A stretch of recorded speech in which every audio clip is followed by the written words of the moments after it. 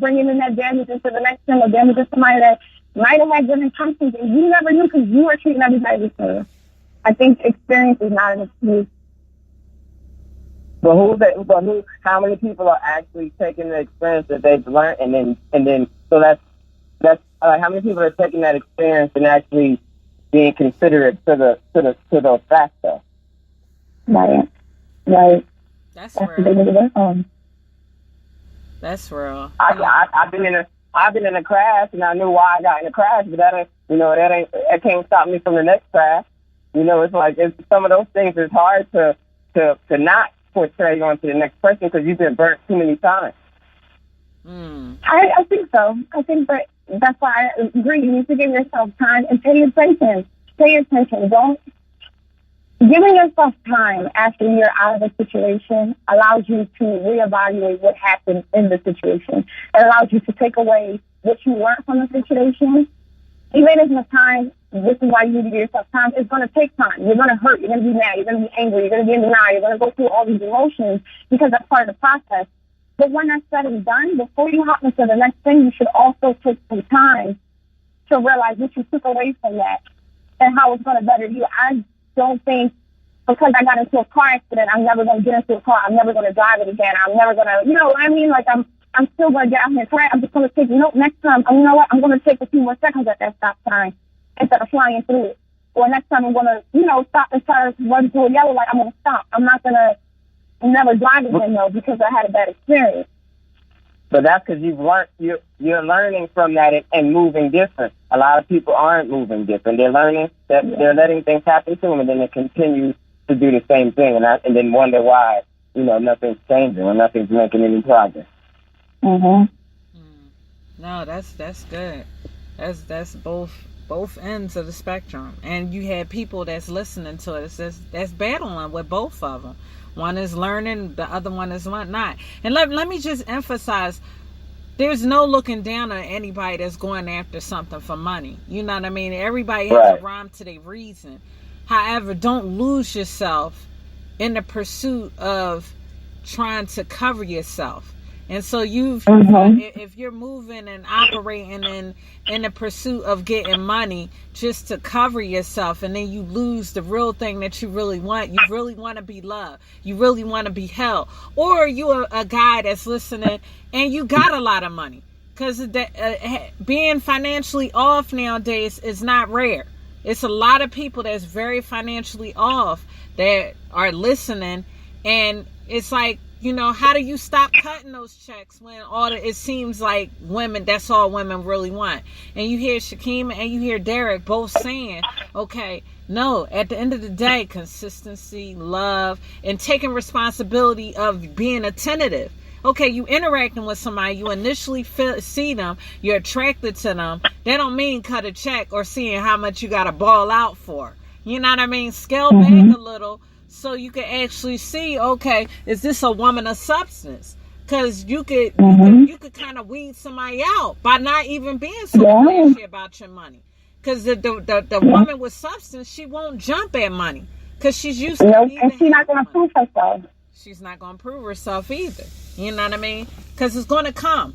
Either it's a part of the equation or it's not. Because a part of men in loving relationships and their marriage, they like to be protectors and coverers. So that financial aspect is a part of the things that they do. But it's not a prerequisite for connecting with a woman physically nor emotionally. And so you got to decipher the two, because you don't want to get so caught up in these songs. Because one of the city girls ended up locked up. So all that cutting checks with dudes, like, was she really getting checks cut if she got locked up for boosting and everything and fraudulent checks? Like, so you got to sit there and think, like, who are you following?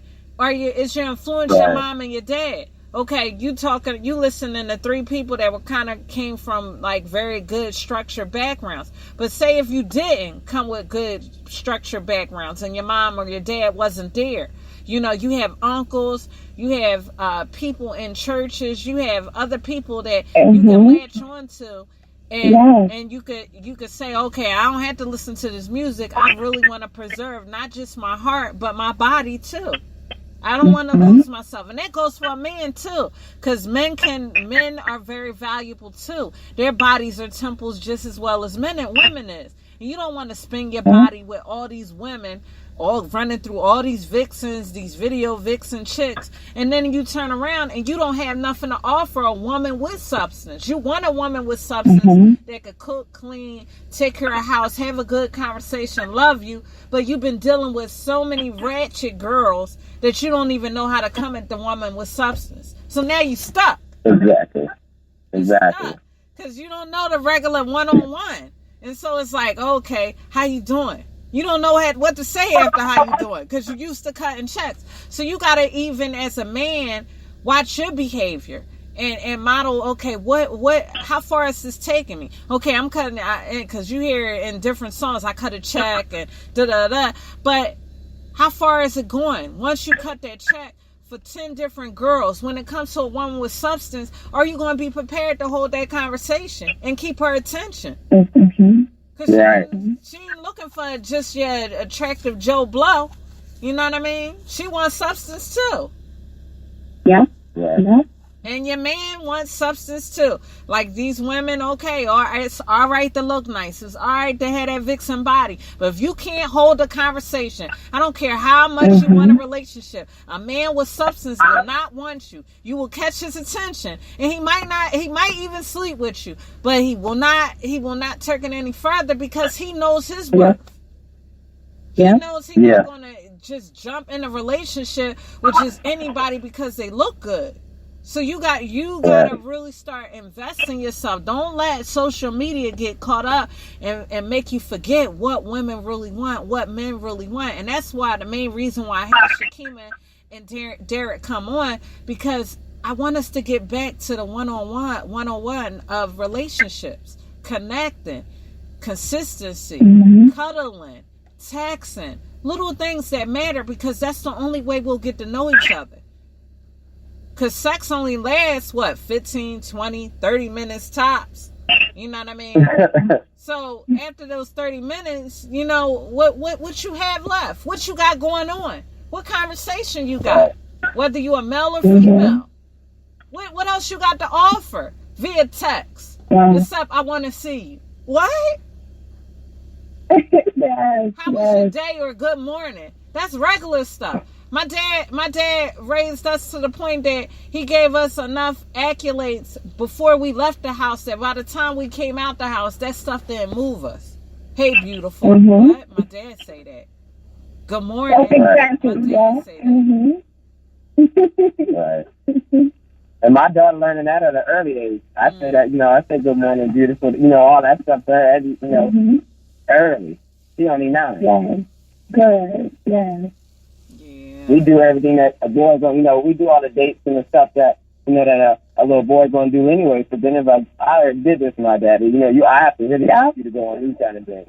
I got to really like you. So good. Oh, my goodness. You don't know how much you're going to appreciate that older. My dad travels for a living, and we travel to so many states. There's not much a guy could show me outside of it. I probably could show him around the state that he's been to before. You know what I mean? I might only been there once or twice. And that's so important. You don't know how much I love the fact that my dad showed me and supported me and did so much stuff for me that now if a guy do it, I'm just like, okay, that's what you're supposed to do. He's like, I'm confused. Yeah. You know what I mean? I think that's amazing. Good. Keep doing that with her. She's going to appreciate that so much when she's older. She's going to appreciate that so much. Wow. Definitely. Wow, this was totally... What, you wanted to say something one more? I did want to say that, even though I do spoil her and, I do, and all that good stuff, I do want her to not overlook, I do want her to not overlook, the little bit that a boy might try, because I might be in a position to spoil her like that.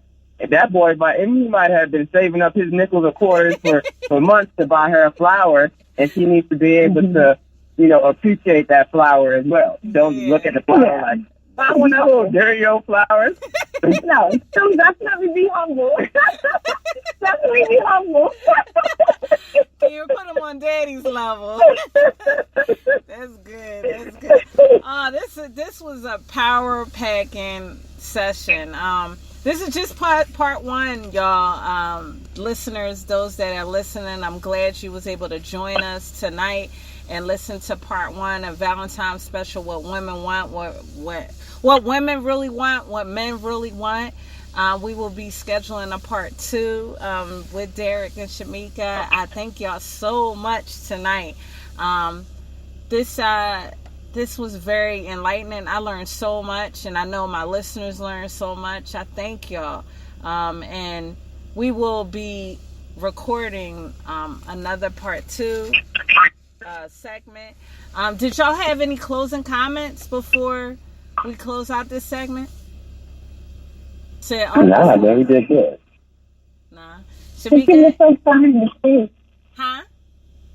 I think just remember to give yourself time and space after any situation, whether it hurts you deep or not. Still give yourself time. That's key. Give yourself time. Well, this closes out ER, Emotional Response Podcast, for this episode. Tune in this coming Thursday as we join in on part two of the next topic on Valentine's Day.